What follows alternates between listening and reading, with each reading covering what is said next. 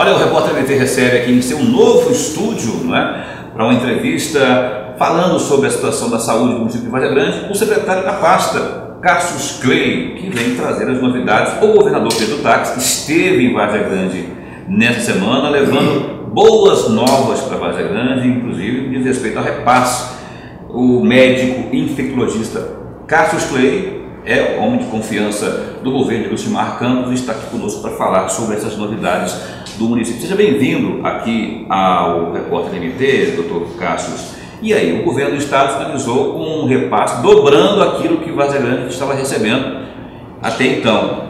O que isso significa para o município de Várzea Grande, que vinha há muito tempo aí e vem há muito tempo padecendo com a questão da saúde? Eu que agradeço a oportunidade de estar aqui hoje e sinto-me honrado em ser entrevistado por você, Paulo. Após alguns meses de muita luta com o governador e pedindo, e em alguns casos até clamando uma ajuda para o município, na última terça-feira nós tivemos a honra do governador estar ali na deflagração da edificação do Centro de Especialidades Odontológicas e ali, em seu discurso, ele formalizou publicamente que vai dobrar esse repasse. Hoje o município de Várzea Grande ele recebe pelo BLMAC estadual cerca de R$850 mil por mês. É um dinheiro pouco, não dá para suprir as necessidades do pronto-socorro ali do município, não tem como. E no caso, eles dobrando esse valor... R$1.700.000. Por aí, R$1.700.000. Isso ajuda o município. Não seria o ideal, mas ajuda muito. E além disso, também ele prometeu mais coisas que a gente vem lutando. A questão da UPA, por exemplo, né, que ainda não decolou, na verdade, a população espera ansiosamente pela UPA, mas parece que o governador também sinalizou que vai ajudar. Exato. A UPA é uma UPA Porte 3, né, para que todos saibam, a UPA Porte 3 ela tem a capacidade de atender de 350 a 500 pacientes por dia. Com isso eu consigo desafogar todo o sistema de drenagem de paciente de urgência e emergência. Nós temos que entender uma coisa, Paulo. Várzea Grande é uma cidade acolhedora. O que significa isso? Nós não temos essa marca de falar, não, só o paciente grave. Se chegar um paciente com dor no ombro, ele vai ser atendido. Se chegar um paciente com dor de cabeça, ele vai ser atendido, como se chegar um politraumatizado, ele é atendido. Não fecha as portas para ninguém. Não fecha. Aliás, nem porta tem, na verdade, né? Não fechamos.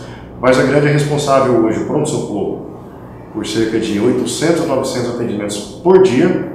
Lembrando que 40% desses pacientes, dos usuários, eles são de municípios circunvizinhos e da Grande Cuiabá. Então, Várzea Grande, ela recebe todos os pacientes. A UPA Porte 3, sendo aberta ainda nesse primeiro semestre, meados de maio, junho por aí, ela vai nos ajudar porque nós vamos conseguir drenar os pacientes, um pouco desses pacientes para a UPA e deixar o pronto-socorro para a sua atenção, que é a atenção terciária, que é para casos infinitamente mais graves.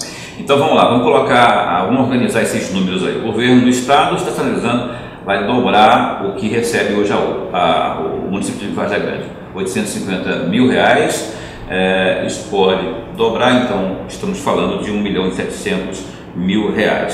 Bom, isso de quando a quando? Isso começa agora, parece que em fevereiro, e vai até quando, assim que a UPA, porque ela não foi ainda, vamos dizer assim, regularizada junto ao Ministério da Saúde. Quando isso ocorrer, o governo vai continuar repassando esse recurso? Como ficou essa combinação aí?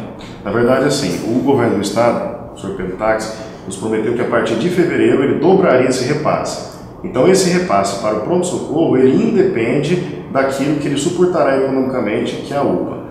Bom, em se tratando da UPA, o que acontece? Junto à Política Nacional de Urgência e Emergência do Ministério da Saúde, desde 2003, a UPA, quando construída nos moldes da Anvisa, ela tem que ser qualificada junto à União, no caso o Ministério da Saúde. Qual que é o tempo de espera, o tempo de interstício para essa UPA ser qualificada junto ao OMS? Meses, né? Meses, nós não podemos falar o tempo.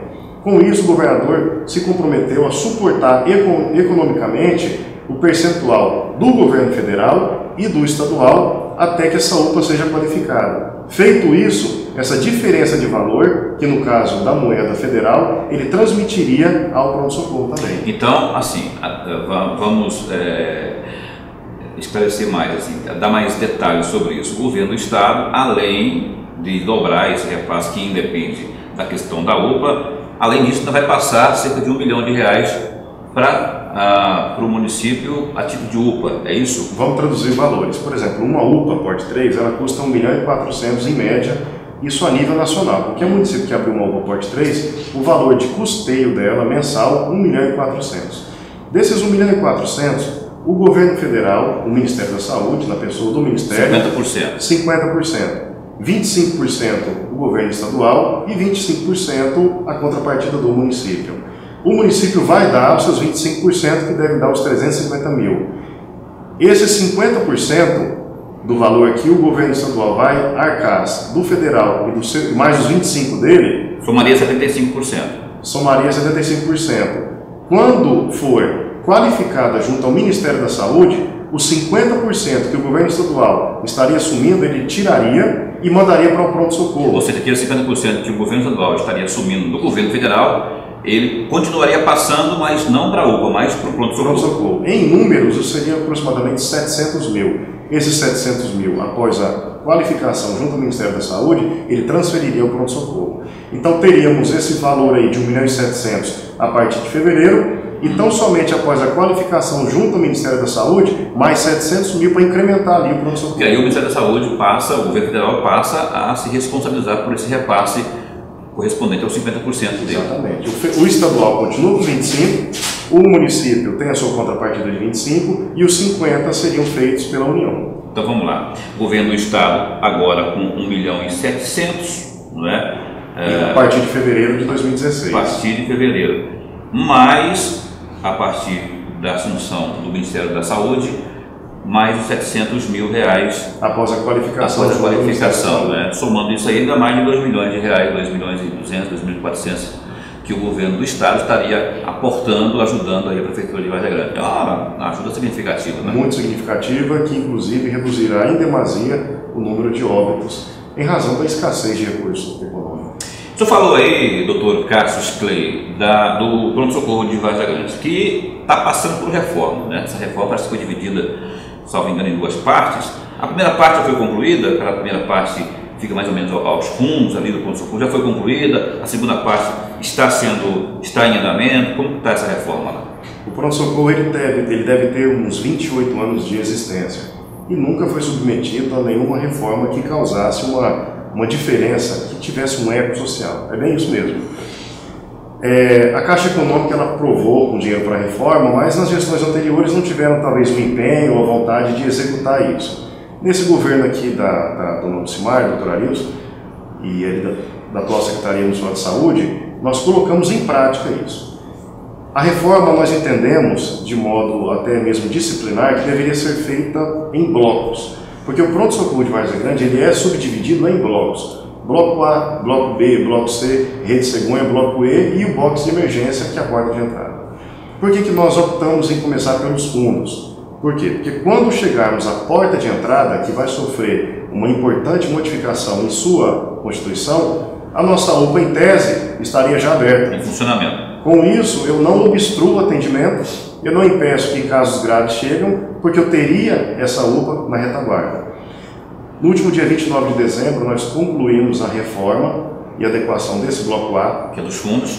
Dos fundos. O Bloco A, ele abarca pacientes da cirurgia geral e pacientes da ortopedia. E nós tivemos uma determinação que fosse consoante às determinações da Anvisa. E assim o está hoje. E agora nós começamos já a reforma, alguns dias já atrás, do Bloco B. E faremos isso em série até que possamos chegar à frente. O Bloco B fica pronto mais ou menos quando? Isso já vai, quando ele terminar, pelos cálculos que a gente está fazendo aqui, a UPA já vai estar funcionando, né? Ou não? O senhor acha que não vai coincidir? Não, a UPA, nós temos a previsão de abri-la entre os meses de maio e junho desse ano. E essa reforma da segunda parte do pronto-socorro? E essa reforma nós estamos querendo também nesse período de tempo. Então já vai coincidir, já vai coincidir. Exatamente, coincidir a total reforma do pronto-socorro com a abertura da UPA parte 3. Essa parte 2 aí do pronto-socorro, nós estamos nos referindo agora, é a parte da urgência e emergência? Não, ainda não. São os blocos de enfermaria médica. Para chegar lá nos blocos de emergência, essa reforma vai demorar quanto tempo? Ainda em 2016? Mais uns 2, 3 meses ainda até que essa UPA seja aberta. Estamos falando de 2016. 2016, primeiro semestre. Uhum. Então, estamos conversando aqui com o secretário municipal de saúde de Várzea Grande, Cassius Clay, ele que é infectologista, e a propósito da sua atividade, da sua especialidade médica, doutor, eu queria que o senhor falasse sobre essa pandemia que está tendo aí, né, epidemia, sei lá, de dengue, de chikungunya, de zika. O município de Várzea Grande está preparado em que nível para tratar desse tipo de assunto? Hoje, por incrível que pareça, são doenças no meu rol de tratamento médico. Nós estamos enfrentando uma endemia. A pandemia é quando envolvesse todos os Américas. Deixa eu explicar isso. Pandemia é quando... Se fosse PAN, de modo geral, a nível mundial. E não está... Mais macro, né? Isso, não está ainda. Estamos numa epidemia, porque são casos notificados além daquilo que deve se notificar, que estão aparecendo. Mas assim, o município de Várzea Grande, ele tem um contingente pessoal muito importante. Nós temos hoje mais de 300 agentes, divididos entre os agentes de endemia, de combate a endemias, e os agentes comunitários que também trabalham em sincronia. Por quê? Porque são eles que chegam até as casas. O maior trabalho hoje do município de Várzea Grande é o trabalho de vistoria e conscientização do munícipe. Porque o munícipe ele tem que eliminar de uma vez, não é aos poucos não, é de uma vez, todo e qualquer logradouro para a larva desse mosquito. Apesar do aporte econômico pequeno, aquelas bombas costais mecânicas e as motorizadas, que liberam ali o organofosforato para matar a larva do mosquito, nós estamos numa política de saúde para tentar minimizar. Temos casos bastante de dengue notificados, mas é porque a nossa equipe é bem atuante, ela é extremamente assim, partícipe na aquisição e levantamento de casos. Mas o governo do estado liberou, na semana passada, ainda por meio de portaria que não foi publicada, algum recurso para o município, cerca de R$ 2,5 para cada munícipe, que deve dar uns R$600 mil, que é para você... Estamos falando desse valor, fora todos os valores que a gente independente já falamos aqui, né? Isso. É uma ajuda que o governador deu. R$ 2,50 para cada município. Para cada município. Várzea Grande deve ter uns 280 mil habitantes. R$600 mil. 600 mil em média. E esse valor é para adquirir 2 picapes e investir em material humano, investir em material químico e toda a propagação para evitar que dessa endemia chegue a uma pandemia. Esse recurso está no caixa já da prefeitura, já vai poder ser usado a partir de quando? Porque a época das chuvas já começou, né? Aliás, já está quase chegando na sua reta final, mas ainda tem muita água por cair. Sim. Após a liberação, após a publicação da portaria e a acreditação do dinheiro em conta, eu acredito que de modo emergencial poderemos utilizar, não só nós, mas todos os municípios do Brasil. Como é que estão os números dessa incidência de dengue e esses novos casos aí de zika, chikungunya em Várzea Grande? Nós não tivemos nenhum caso de zika, de microcefalia em razão de zika em gestante notificado, não tivemos nenhum. Estamos com um LIR, aqui um levantamento de rápida infestação do mosquito aí na casa de 4 a 5. O valor ideal é 1, mas 1 é quase uma utopia, porque só se todo mundo não tivesse pneu, não tivesse caixa d'água, não tivesse mais nada. Mas a nossa tendência é diminuir esse LIR ainda mais, para que a gente possa ter um controle disso. Mas o fato é que, além desse trabalho preventivo dessas duas equipes, da nossa vigilância sanitária municipal, nós temos também o trabalho executivo, que seria assistência médica. Todo paciente que chega ali com artralgia, com febre, com prostração, o pronto-socorro já está habilitado para atendê-lo e prestar o socorro devido.